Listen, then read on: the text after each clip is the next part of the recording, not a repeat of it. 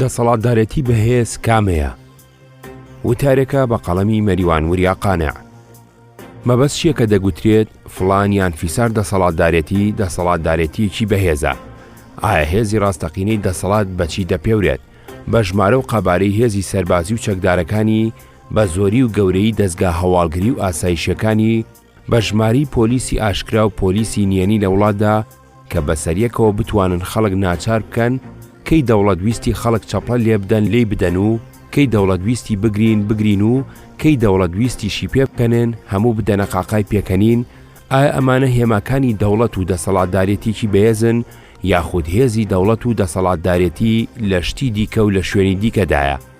بۆ ئێمە کە لە سەردەمی دەسەڵاتدارێتی بەعس و ڕژێمەکەی سەدام حوسێندا ژیاین و گەورە بووین، دەزانین ژمارەی چەکدار و گەورەی دەستگا ئەمنی و هەواڵگرەکان و کۆنتڕۆڵکردنی سەرجەمی دەستگاکانی دەوڵەت لەلایەن نوخبەیەکی سیاسی بچووک و بەرتەسکەوە هێمای بەهێزی دەوڵەت نین. لە ناوەڕاستی هەشتاکاندا لە نزیکەی 14 ملیۆن ئینسانی عێراقی 5 تا 6 ملیۆنیان چەکدار کرابوون. بەعەز ئەم هێزە سەربازیە گەورەیە لە ناو لەشکری نیزامی و غەیرە نیزامی و لە ناو ڕیزەکانی خۆی و لە ناو دەستگاکانی ئەژبال و فتووە و لە ناو ڕیزەکانی یەکێتی ئافرەتان و لاوان و نووسەران و ڕۆژنامەنووسان و زۆری تردا ڕێخست بوو. چەندان هێزی تایبەتی دروست کردبوو کە ئەرکی سەرەکیان پاراستنی ژیانی شەخسی پیاوە گەورەکانی بەعەز بوو، بە تایبەتی ژیانی سەدام حوسێن و خانەوادە و بنەماڵەکەی. سەرباز ئەو بوونەوەرە بوو لە هەموو کایەکی کۆمەڵایەتی و ئیداری و فەرهەنگیدا دروست دەکرا.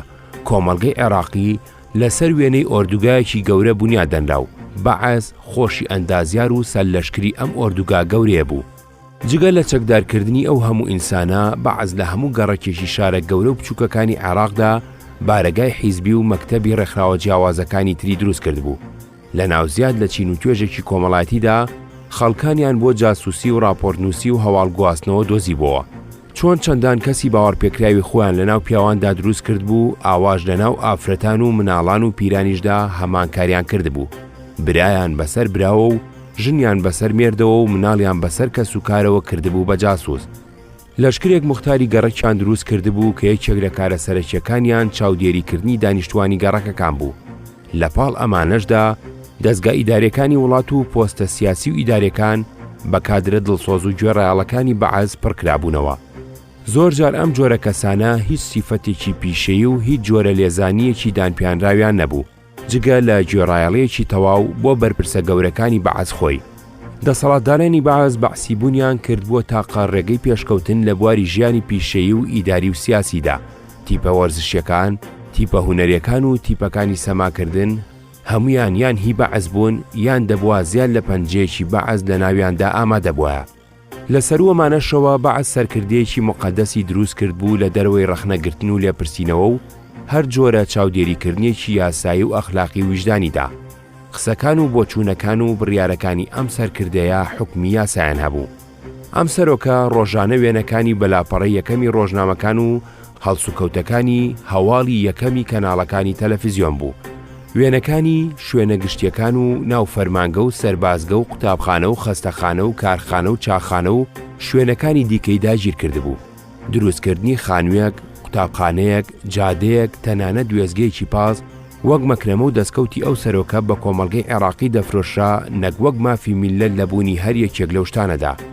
بۆ نیشاندانی ئەم دنیا شێوا و ناشرینەش وەک دەستکەوتی گەورە و ئینجازاتی بێوێنە باز ئیمبراتۆریەتێکی ئەعلامی ئاراستەکراوی دروست کرد بوو. دنیای بەو جۆرە نیشان ئەدا کە بەعس و بەرپرسەکانی دانویست. ئەزموونی ئەعلامی بەعەز ئەزموونی ئەتەکردنی هەموو ئەخلاقێکی بەرپرسیارانەی کارکردنی میدیا بوو.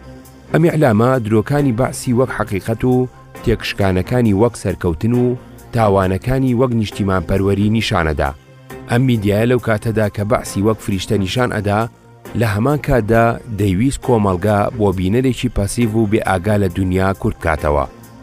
ئەم گشتە گەورە و قەبەیە کە پارەی زۆر و دزراوی نەوت و بە فشارێکی سەربازی و دەرونی گەورە دروست کرابوو، وێنەی بەعسی وەک هێزێکی لەشکان نەهاتوو نیشانەدا.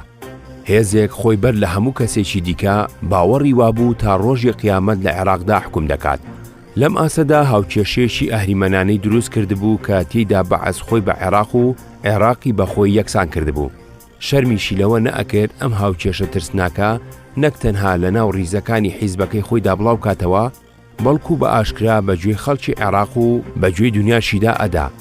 سەدام حوسێن بە ئیلهام وەرگرتن لەم هاوکێشەیە لە یەکێک لە خوتبەکانیدا بە ئاشکراوتی ئەوەی دوای ئێمە دەیەوێت حکمی عێراق بکات دەبێت حکمی وێرانە بکات. هاوکات بەمە بەعەز کۆمەڵێک حیزبی کارتۆنی دروست کردبوو تا لە کاتی پێویستدا ئەزموونی تۆتالیتاریانەی خۆی وەک ئەزمونێکی فراحیزبی نیشان بدات. بەڵام ئەم ئیمپراتۆریەتە وەهمیەی بەعەز لە یەکەم تاقیکردنەوەی ڕاستەقینەدا و لە ماوەیەکی هێزگار کووردا لە بەریەک هەڵوەشایەوە. لە سپێدەی ڕاپەڕیندا خەڵکی ترسێنراوی عێراق لە ماوەی چەند ڕۆژێکە ئەو ئیمپراتۆریەتەیان وێران کرد کە بەعەز بە زیاد لە 20 ساڵ بە پارەی زۆر و زەوەندی نەوت و بە بەرهەمهێنانی ترسێکی زۆر و بێوێنە و بە کوشتن و بڕین و برسیکردن و ڕاونان و جینۆساید دروستی کردبوو. هەڵوەشانەوەی خێرای دەسەڵاتی بەعەز نیشانی داین دەسەڵاتدارێتی بەهێز لەسەر مۆدێلی بەعەز بنیاد نانرێت، بەڵکو پێویستی بە بەرنامەی زانستی گەشەپێدانی ئابووری و کۆمەڵایەتی و پەروەردەیی و کللتوری هەیە. پێویستی بە دروستکردنی متمانە هەیە لە نێوان دەوڵەت و کۆمەلگادا. پێویستی بە دروستکردنی میکانیزمی ڕاستەقینە و پتەوی لێپرسینەوەی سیاسی و ئیداری هەیە. پێویستی بەوەیە دادپەروەری هەم لە دابەشکردنی سەروەت و سامانی کۆمەڵایەتی و هەم لە دابەشکردنی زەحمەتی و کارەساتەکاندا هەبێت. لە دەسەڵاتدارێتی بەهێزدا دەوڵەت نابێتە ئامڕازێک بۆ دروستبوونی نوخبەیەکی سیاسی و سەربازی و مالی کە دەستگاکانی دەوڵەت و کەرەستەخاوەکانی وڵات بە موڵکی شەخصی خۆیان بزانن. هێزی دەسەڵاتدارێتی ڕاستەقینە لە دروستکردنی ترس و بێدەنگکردنی کۆمەلگادا نیە، بەڵکو لە دروستکردنی کۆمەلگایەکی ڕەخنەیی و چاوکراوەدایە کە نەترسێت لەوەی دەسەڵاتدارانی ڕەخنە بکات. هەموو لێکچوونێک لە بەعەز ئەزمونێکی دەسەڵاتدارێتی ترسناک و فاشیلە نەک بەهێز. ئەوەی گوێبیستی بوون و تارێ بوو بە ناونیشانی دەسەڵاتدارێتی بەهێز کامەیە بە قەڵەمی مەریوان وریاقانە.